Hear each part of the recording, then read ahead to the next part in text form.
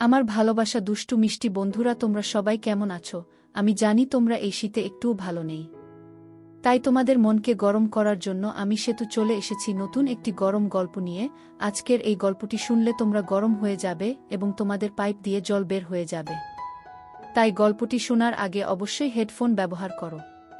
তাহলে চলো আজকের গল্পটি শুরু করি। রাত যখন গভীর হলো তখন দুলাভাই আমার রুমের দরজায় এসে নক করল। আমি জানতাম না বাহির থেকে দুলাভাই নক করছে। আমি ভয় পেয়ে আস্তে করে বিছানা থেকে উঠলাম। তারপর রুমের দরজার কাছে গেলাম। রুমের দরজার কাছে গিয়ে দরজাটা খুললাম। তারপর দেখলাম দুলাভাই। আমি দুলাভাইকে জিজ্ঞেস করলাম, এত রাতে আপনি আমার রুমে কিসের জন্য? দুলাভাই বলল, তুই এখন কোনো কথা বলবি না, চুপচাপ শুয়ে পড়ো। দুলাভাই এই কথা বলে আমার ওড়নাটা সরিয়ে দিয়ে যা করেছিল তা শুনলে তোমরা ঠিক থাকতে পারবে না। তাহলে আসল ঘটনাটা শুরু করি। আমার নাম কল্পনা, থাকি ময়মনসিংহ শহরে। একদিন এক বান্ধবী, নাম সবিতা, বলল, আমি আগামী ছুটিতে বড় আপার বাসায় যাব, তুই যাবি আমার সাথে। কল্পনা আপা এখন কোথায় থাকে তা বললি না, আগেই কিভাবে বলি যাব কিনা? ও হ্যাঁ, এই দেখ, আসল কথাই বলা হয়নি। শোন, বড় আপা এখন চট্টগ্রাম থাকে। যাবি? হ্যাঁ, যেতে পারি যদি মাকে রাজি করাতে পারিস। ঠিক আছে, সে ভার আমার। সত্যিই কলেজ বন্ধ হবার পর বাসায় ফিরে এলাম। বিকেলে সবিতা এসে হাজির। মায়ের কাছে বসে অনেকক্ষণ ভূমিকা করে আসল কথা বলল, খালাম্মা, আমি পরশু দিন চট্টগ্রাম যাব। বড় আপার বাসায় কল্পনাকে আমার সাথে যেতে দিবেন? না, কল্পনা কিভাবে যাবে? আমি রাজি হলেও ওর বাবা দিবে না। তাছাড়া তুমি কার সাথে যাবে? কেন, দাদা নিয়ে যাবে। আমি কয়েকদিন থাকব।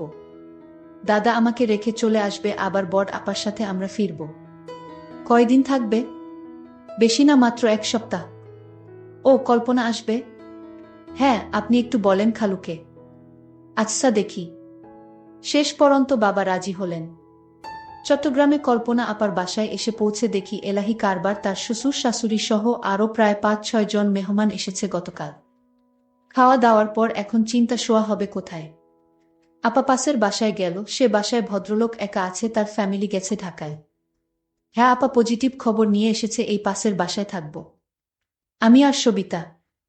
আমাদের নিয়ে এসে পরিচয় করিয়ে দিয়ে গেলেন আপা। এই যে ভাই, আমার বোন সবিতাকে তো চেনেন, আর এ হল ওর বান্ধবী কল্পনা। আরে সবিতা, কেমন আছ? কখন আসলে? হ্যাঁ দুলা ভাই, ভালো আছি, আপনি কেমন আছেন? ভালো ভালো, তোমার মতো শালী যাদের, তারা কি আর খারাপ থাকতে পারে? দুলাভাই খালি বেশি কথা বলেন। না না, বেশি আর কি বললাম। তা খেয়ে এসেছো নাকি? রান্না করব? না, খেয়েই এসেছি। তবে শোন, সকালে কিন্তু নাস্তা বানিয়ে নিজেরা খাবে। আমাকে খাওয়াবে, তারপর যাবে, এবং যে কয়দিন থাকবে এই হিসাবই চালু থাকবে, বুঝেছ?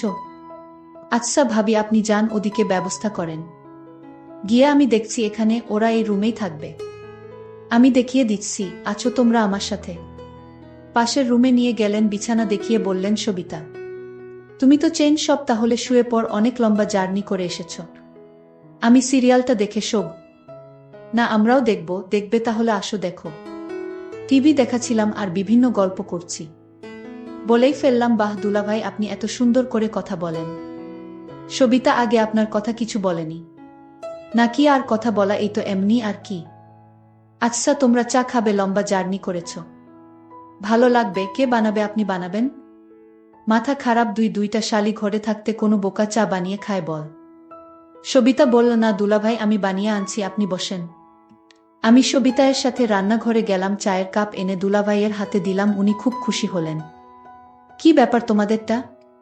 না, এখন চা খেলে ঘুম হবে না, আপনার জন্যেই বানালাম। দেখি কান, তোমরা খাবে না জানলে আমিও বাদ দিতাম। চা শেষ হবার সাথে সাথে সিরিয়ালও শেষ। দুলাভাই, এখন শোয়া যায়? হ্যাঁ চল, মশারিটা টানিয়ে নাও, রাতে ভয় পেলে আমাকে ডাকবে। আচ্ছা দুলাভাই। সবিতায়ের মশারি টানানো হলে আমি ভিতরে ঢুকে জিজ্ঞেস করলাম, এই দুলাভাইয়ের কি বাচ্চা আছে? হ্যাঁ, এক মেয়ে। কেন, আফসোস হচ্ছে? চুপ করবি না, আপাকে ডাকবো। শুয়ে শুয়ে ভাবছিলাম, দুলাভাই বেশ আলাপি লোক। চেনা নেই জানা নেই, এইটুক সময়ের মধ্যে কেমন আপন করে নিয়েছে। দেখতে সুন্দর অনেক।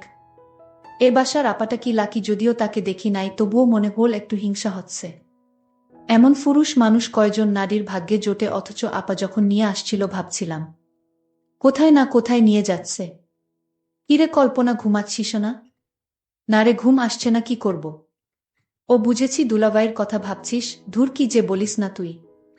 বারে খারাপ বললাম কিসে শুনি, তোর যেমন পছন্দ। দুলাভাই একেবারে হুবহু তাই। যদি তার বউয়ের না থাকতো তাহলে আমি প্রস্তাব দিতাম। আচ্ছা, রাত কত হয়েছে দেখেছিস? এখন ঘুমাবার চেষ্টা কর। পরের রাতে আবার এলাম। দেখি দুলাভাই টিভি দেখছে, সাইড টেবিলে চায়ের খালি কাপ। কি দুলাভাই, কি দেখছেন? আরে আসো আসো, বসো, বল কি খেদমত করতে পারি? না, আপনাকে খেদমত করতে হবে না। আপনার জন্য কি করব তাই বলেন। যা দরকার তা তোমরা পারবে না। কেন পারবো না? বলেই দেখেন পারি কিনা। চা বানাবো? তোমরা খাবে না? তাহলে থাক। থাকবে কেন, এখনই আনছি। দেখ, যদি পারো ভালোই হয়। সেই সন্ধ্যা থেকে ভীষণ মাথা ধরেছে। টিভিতে আমার প্রিয় একটা সিরিয়াল চলছিল, কিন্তু সবিতায়ের ঘুম পাচ্ছিল বলে ও ঘুমাতে চলে গেল।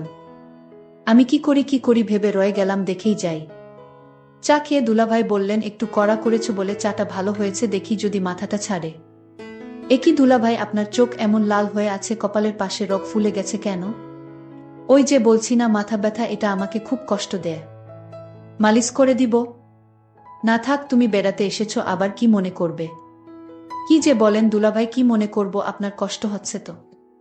আর তাছাড়া মাথা ব্যথা কমাতে মালিশের কোনো বিকল্প নেই। দুলাভাই, আমি মালিশ করে দেই আপনার কপালটা, তাহলে ব্যথা কমে যাবে। না, তুমি পারবে না। এই জন্যে আমার স্ত্রী আমাকে ছেড়ে সাধারণত কোথাও যায় না। এই যন্ত্রণাটা খুব খারাপ। আমি এতক্ষণ শুয়ে পড়তাম, তোমাদের জন্য বসে রয়েছি। আচ্ছা, সবই ঠিক আছে, এখন আপনি কোনো কথা না বলে চলেন, বিছানায় শুয়ে পড়েন। আমি আপনার মালিশ করে দেই। আমি ভালো মালিশ করতে পারি। মায়ের মাথায় ব্যথা আছে তো, তাই সবসময় মালিশ করতে হয়। কিন্তু সবিতা দেখলে কি বলবে? আরে, অসুখ হলে সবাই মানুষকে সেবা করতে পারে। এই নিয়ে আপনার ভাবতে হবে না দুলাভাই। আরে ধুর, সবিতা ঘুমিয়ে পড়েছ, আপনি জানেন না ওর ঘুম মরার মত। আর জানলেই বা কি আসে যায়, অসুস্থ মানুষের সেবা করতে হবে না? ও তাহলে চল। দুলাভাই উঠে তার শোবার ঘরে গেল। আমি সবিতাকে এক নজর দেখে দুলাভাইয়ের পিছনে গেলাম। আপনারা বিশ্বাস করেন, আমার অন্য কোনো উদ্দেশ্য ছিল না। লাইট জ্বালাতে চেষ্টা করলো, কিন্তু লাইট কিছুতেই জ্বলল না। একই টিউবটা আবার গেল। ধ্যাত, এই জন্যে আমার টিউব লাইট একেবারে পছন্দ না। শেষ পর্যন্ত ডিম লাইট জ্বালাতে হলো। দুলাভাইকে আমি তার মাথায় মালিশ করে দিচ্ছিলাম। দুলাভাই বলল, তুমি তো দেখি একেবারে ডাক্তারের মতো মালিশ করতে পারো। কি যে বলেনে দুলাভাই, আমার মায়ের মাথায় প্রতিদিন মালিশ করি তো, তাই অভ্যাস হয়ে গেছে। দুলাভাই বলল, তাই তো বলি, এত ভালো করে মালিশ করা কোথায় থেকে শিখলা? দুলাভাই, আপনারে একটা কথা বলি, আপনি যদি বিয়ে না করতেন তাহলে আমি আপনাকে বিয়ে করে নিতাম। আপনাকে বিয়ের প্রস্তাব দিতাম। আমি তাকে জিজ্ঞেস করলাম, কেন? দুনিয়ায় এত মানুষ থাকতে আমার প্রতি নজর পড়ল কেন গো? দুলাভাই, আপনার মতো মানুষ আমি কোনোদিন দেখিনি। আপনি যেমন সুন্দর তেমন আপনার কথাবার্তা। আপনি যাকে বিয়ে করেছেন সে তো ভাগ্যবতী। আরে তুমি যা মনে করছো তা না। তুমি হয়তো ভাবছো আমি বিয়ে করে অনেক ভালোই আছি, কিন্তু আমার মনের অবস্থা তুমি জান না। আমি আসলে এই সংসার নিয়ে ভালো নেই। তোমার ভাবির আচার আচরণ তেমন একটা ভালো না। তোমার ভাবি আমায় তেমন পছন্দ করে না। আমি বললাম, দুলাভাই, আপনি কি বলেন এসব? আপনার মতো একটা সুদর্শন মানুষকে ভাবি পছন্দ করে না, এটা কি করে হয়? আমার এই কথাটা বিশ্বাস হচ্ছে না দুলাভাই। তুমি যদি বিশ্বাস না করো তাহলে আমার করার কিছু নাই। আমি সত্যি বলছি, আমি আসলে তোমার ভাবিকে নিয়ে ভালো নেই। আচ্ছা দুলাভাই, আজ ঘুমান, আমি আমার রুমে গিয়ে ঘুমাই। ঠিক আছে, কাল কথা হবে। আর আমি তো আছি, সবিতা যতদিন আছে। আমি তাকে ডাক দিলাম আর বললাম, শোন, তুমি যে আমার মাথা ব্যথা দূর করেছ তাই তোমাকে অসংখ্য ধন্যবাদ। আরে দুলাভাই, আপনি আমাকে ধন্যবাদ দিয়ে ছোট করবেন না, কারণ আমি তো রোগী মানুষের সেবা করেছি। সমস্যা নাই, কাল আবার কথা হবে। তাহলে আমি এখন যাই। আচ্ছা ঠিক আছে, যাও। পরের দিন রাতে আমি আমার শালীকে বললাম, আজ আমার সাথে দেখা করো রাতে। আমি বললাম, ঠিক আছে দুলাভাই, আপনি রুমে যান, আমি আসব। আমি আমার রুমে গেলাম। আজ আমার মাথা ব্যথা তেমন নাই। তারপরও আমি ভাবলাম কল্পনাকে দিয়ে। আমি কল্পনা মানে আমার শালীর জন্য অপেক্ষা করতে লাগলাম। কিন্তু কল্পনা আজ কিছুতেই আসছে না। আমি ভাবতে লাগলাম, আজ কল্পনা আসলে আমি তার কাছে থেকে আমার মনের চাওয়াটা পূর্ণ করে নিব। আমি ভাবতে লাগলাম কিভাবে কি করা যায়। কল্পনা কি আমার কথায় রাজি হবে নাকি অন্য কাউকে বলে দিবে? কারণ আমার খুব ভয় হচ্ছে। যদি আমার স্ত্রী কিছু জানে তাহলে আমার 12টা বেজে যাবে। আর তাই যা করতে হবে খুব ভেবে চিন্তে করতে হবে। আমি কল্পনাকে আস্তে করে ডাক দিলাম। কল্পনা, এইদিকে আসো তো, তোমার সাথে জরুরি কথা ছিল। আমি বললাম, দুলাভাই আসছি। আমি দুলাভাইয়ের ডাক শুনে তার রুমে গেলাম। আমি বললাম, দুলাভাই চা করে দিব। দুলাভাই বলল, তোমার হাতের চা খেলে আমার মাথা ব্যথা ভালো হয়ে যায়। তাই নাকি দুলাভাই? তুমি এমন ভাব করছো মনে হয় কিছুই তুমি জান না। দুলাভাই, আমি সব জানি, এমনি আপনার সাথে মশকরা করছিলাম। আরে তুমি আমার সাথে মশকরা করো, কিন্তু আমার মনের ভিতর তো কোনো শান্তি নাই। দুলাভাই, আপনি চাইলে আপনি মনে শান্তি পেতে পারেন। আমি বললাম, কিভাবে পাবো? তোমার ভাবি যে অহংকারী মানুষ, তার কাছ থেকে ভালো কিছু পাওয়া সম্ভব না। এরই মধ্যে আমার স্ত্রী বাসায় হাজির। তুমি চলে আসছো, তুমি না বলেছিলে আরো 2 দিন তোমার বাপের বাড়িতে থাকবে? আরে আমি এতদিন থাকলে তোমার কষ্ট হতে পারে, আর তাই ভাবলাম চলে যাই। আমি ভাবির ব্যবহার তো খারাপ দেখলাম না। ভাবি বলল, এই 2 দিন তুমি কেমনে আছো, কি করছো, ঠিকমতো খাওয়া দাওয়া করছো কিনা তা নিয়ে আমি মহা দুশ্চিন্তায় ছিলাম। আর তাই তো কোনো কিছু না ভেবে চলে আসলাম। যাক, ভালোই করেছে, তোমার ছোট বোন আসছে, তুমি আর কয়দিন থাকলেই হতো। তারপর ভাবি বলল, যাও তুমি স্নান করে আসো, আমি তোমার জন্য খাবার রেডি করছি। তারপর দুলাভাই স্নান করে আসলো। ভাবি নিজ হাতে দুলাভাইকে ভাত খাওয়াইয়া দিচ্ছিল। আমি এই দৃশ্য দেখে ভাবলাম, ভাবি তো দুলাভাইকে ভালোই যত্ন করে। তাহলে দুলাভাই কি আমার সাথে মিথ্যা কথা বলেছে নাকি? আর দুলাভাই আমার সাথে মিথ্যা কথা বলবে কেন? এখন আমি বুঝতে পারলাম, দুলাভাই আমায় মিথ্যা বলে আমার কাছ থেকে কিছু আদায় করতে চাইছিল। যাই হোক, দুলাভাইয়ের মক্কল বুঝতে আর আমার বাকি রইল না। আমি রাতে আমার রুমে খাওয়া দাওয়া শেষ করে সবাই ঘুমাতে গেলাম। তারপর রাত যখন গভীর হলো, তখন আমার রুমের দরজায় কারো নক পেলাম। তারপর আমি ভাবলাম, এত রাতে কে দরজায় নক দিল?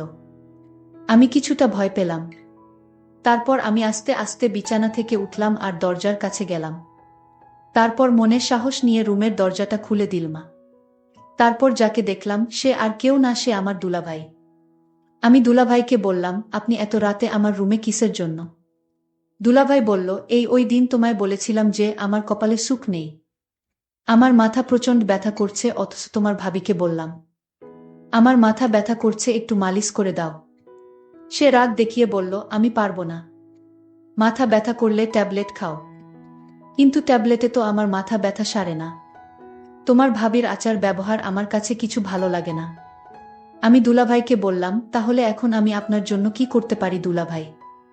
উনি বলল, তুমি তো ভালো মালিশ করতে পারো, তাই বলছিলাম। আমার মাথায় প্রচুর ব্যথা করছে, তুমি আমার মাথায় মালিশ করে দিলে ব্যথাটা কমে যাবে। তুমি যদি আমায় একটু সাহায্য করো। তখন কল্পনা বলল, করে দিতে পারি, তবে একটা শর্তে দুলাভাই। আমি কল্পনাকে বললাম, কি শর্ত তোমার? আমি তোমার সকল কথায় রাজি আছি। দুলাভাই, আপনি অদ্ভুত মানুষ। আগে আমার শর্তটা তো শুনবেন, তারপর আপনার কথা রাখব। দুলাভাই তখন বলল, কি শর্ত শুনি বলো। আমি বললাম, দুলাভাই, আপনি ভাবির সাথে রাতে যা করেন, আমিও আপনার কাছ থেকে তা পেতে চাই। আমি কল্পনার কথা শুনে অনেক অবাক হলাম। আমার অনেক খুশি হলাম মনে মনে। আমি বললাম, ও এই কথা ঠিক আছে, আমি তোমার কথায় রাজি। তারপর আমি কল্পনাকে বললাম, কখন তোমার কথা রাখতে হবে? আমি বললাম, এই মুহূর্তে এবং এখনই। তারপর দুলাভাই বলল, তাহলে শুয়ে পড়ো। আমি বিছানায় শুয়ে পড়লাম।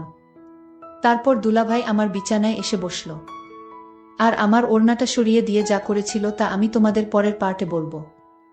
আজকেই এই পর্যন্তই। সবাই ভালো থাকবেন, সুস্থ থাকবেন। সবাইকে ধন্যবাদ।